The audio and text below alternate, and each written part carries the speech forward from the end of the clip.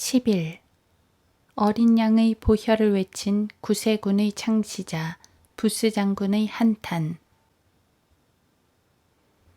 구세군 대한본영이 세계 구세군 빌딩 중 최대 규모의 빌딩을 지어 헌당했다고 자랑했다고 하는데, 그 모습을 보면서 구세군의 창시자 윌리엄 부스 장군을 다시 한 번 더 생각해 보게 된다.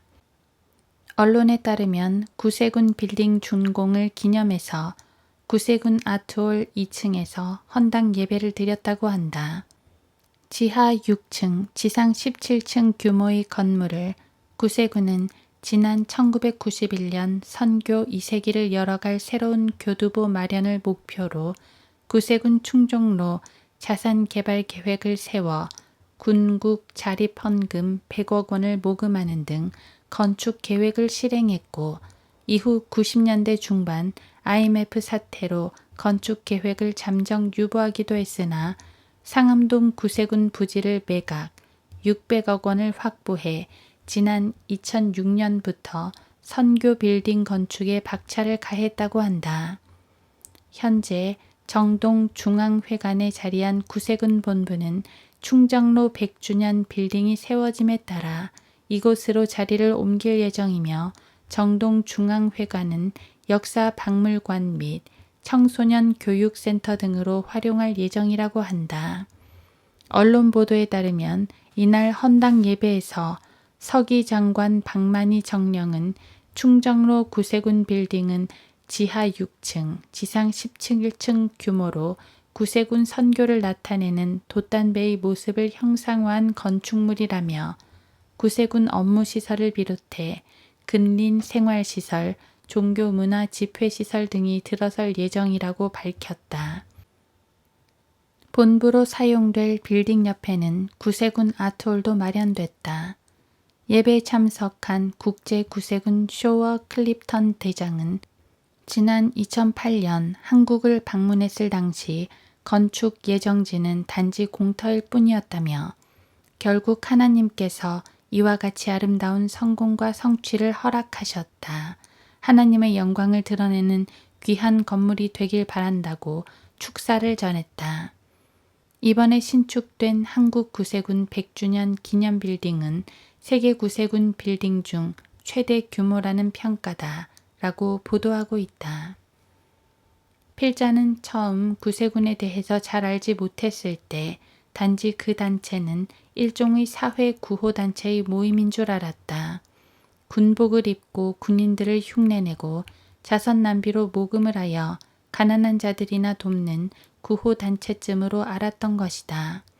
그러다가 교회사를 통해서 구세군의 창시자 윌리엄 부스의 사역에 대해서 알고 나서는 생각이 바뀌었다. 그러다가 오늘날 구세군의 현실을 확인한 후 또다시 생각이 바뀌었는데, 오늘날 구세군의 사역들을 보면서 과연 윌리엄 부스가 오늘날의 구세군이 펼치고 있는 일들에 대해서 얼마나 실망하고 있을지를 생각해 보게 된 것이다. 아마 지난날 어린 양의 보혈을 외치며 구령했던 구세군의 군사들과 더불어 지금 구세군의 모습을 보면서 가슴을 치고 있을 것이다. 윌리엄 부스의 사역을 기록한 책 신약교회사는 다음과 같은 내용이 기록되어 많은 독자들로 하여금 감동을 주고 있다. 윌리엄 부스는 평생 동안 킹 제임스 성경만을 사용했다. 그의 생애 기간 중 이미 배교한 보수주의자들이 애호하던 성서들, 즉 RV, ASV가 잘 알려져 있었지만 그는 올바른 성경을 선택할 줄 아는 분별력을 갖추고 있었다. 그는 200만이 넘는 불황아와 거지들을 구원으로 인도했다. 그는 감리교단이 획일적인 복음을 전할 것을 요구하며 그의 사역에 제동을 걸자 교단을 떠났다. 감리교단은 그가 목사로서 교회 안으로 데리고 들어온 사람들을 싫어했기 때문에 그를 순회 전도자로 만들려고 했다. 그가 데려온 사람들 중에는 뚜쟁이들과 죄수들과 창녀들과 주정뱅이들이 많이 있었기 때문이다. 윌리엄 부스의 아내 캐더린 부스는 감리교 총회에서 남편이 교단의 정치 목사들로부터 목사직을 내놓고 순회 전도자가 되도록 권고받자 양산을 내던지며 절대로 안 돼 라고 소리쳤다. 결국 윌리엄 부스는 목사직에서 쫓겨났다. 그 후에 그는 런던에 있는 헬스키친으로 가서 거리에서 설교했고 그의 동조자들도 그와 함께 설교했다. 그들은 돌팔매질을 당했고 달걀 세례를 받았다. 그러나 그들은 그런 와중에서도 그들의 공격자들에게 고맙습니다 라고 고개 숙여 인사했다고 한다. 윌리엄 부스는 커다란 베이스 드럼과 피와 불을 상징하는 빨갛고 노란 깃발을 들고 시내로 가서 수천 명을 구령했다. 그가 인도를 방문할 당시 그는 이미 위대한 인물로 인정받고 있었다. 그가 배에서 하선할 때는 밴드가 동원되었고 공작 부인들, 인도의 황후와 지도급 인사들이 마중을 나왔다. 그러나 부스는 이런 환영을 기대하지 않았다. 그는 가판에 서서 인도의 가난한 사람들은 어디 있는가?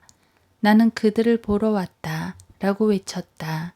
그는 문둥병자들과 불황자들을 보러 왔었다. 부스가 죽게 되었을 때 사람들이 그에게 아침 식사로 물에 넣어 요리한 달걀을 가져오자 그는 울었다고 한다. 사람들이 왜 우는지를 묻자 그는 수백 명의 런던 시민들이 오늘 아침 아무것도 먹을 것이 없어 굶고 있는데 나에게 이런 달걀을 가져왔는가? 라고 말했다고 한다. 바첼 린세이는 이 십자가 군병을 위해 가장 훌륭한 비문을 기록했다. 부스는 커다란 베이스 드럼을 들고 당신은 어린 양의 피로 씻김을 받았는가? 라는 찬송을 인도했다. 성도들은 진지한 미소를 띠며 그가 온다.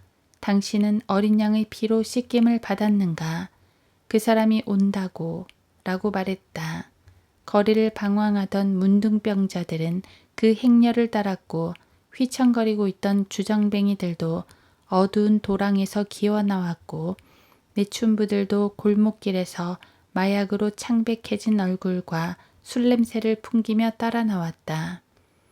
여전히 정욕으로 가득 차고 나약한 의지력을 갖고 있었지만 동시에 세상의 악으로 찌들어 있던 성도들도 죽은 행실과 냄새나는 모습을 지닌 채 행렬에 참가했다. 나는 어린 양의 피로 씻김을 받았는가? 부스는 때로 행렬을 멈추고서 기도를 할 때에도 어린 양의 피로 씻김을 받았느냐고 물었다. 그는 깃발로 가득 찬 공중을 통해 그의 주인을 쳐다보았다. 당신은 어린 양의 피로 씻김을 받았는가? 그리스도께서는 행렬이 무릎 꿇고 있는 동안 그의 용사 부스를 위해 흰옷과 면류관을 들고 부드럽게 강림하셨고 그는 그 거룩한 지성소에서 무릎을 꿇고 눈물을 흘리며 왕이신 예수님을 얼굴과 얼굴을 맞대어 보고 있었다. 당신은 어린 양의 피로 씻김을 받았는가? 신약 교회사의 저자인 피터 러크만 목사님은 다음과 같이 지적하고 있다. 역사상 그 어떤 영적 운동도 다음과 같은 과정을 거치지 않은 적이 없다. 사람, 운동, 기계화, 그리고 기념비가 그것이다. 사람은 복음을 전파하는 것이요. 운동은 가르치는 것이며 기계는 문화를 뜻하며 기념비는 배교를 의미한다. 모든 그리스도인들은 기본적으로 복음 전파하는 자들로 부르심을 받았는데 만일에 그것을 하지 않고 건물 짓고 자신들끼리 업적만을 자랑한다면 부끄러운 것이다. 그들이 자랑할 업적이 무엇이겠는가? 지옥으로 달려가는 혼들을 바른 길로 인도해서 구원받게 하는 것이 아니겠는가? 그러나 그 일을 하지 않고 세상의 가난한 사람들을 위해서 구제나 활동이나 하다가 하나님 앞에 가게 되면 부끄러움을 당할 것이다. 구원받고 죽은 그리스도인들에게는 죄의 심판은 없지만 대신 그리스도의 심판석이 있어서 언젠가는 그곳에 참석하여 주님 앞에 서게 될 것이다. 거듭난 그리스도인들만이 겪게 되는 이 심판은 하나님의 심판석과는 아무런 관련이 없다. 이 심판은 구원받은 그리스도인들의 행위와 관련된 심판으로서 섬김의 행위에 따라 보상받게 된다. 고린도후서 5장 10절. 그 상은 마치 정화된 금, 은, 보석일 것이고 면류관의 형태로 주어질 것이다.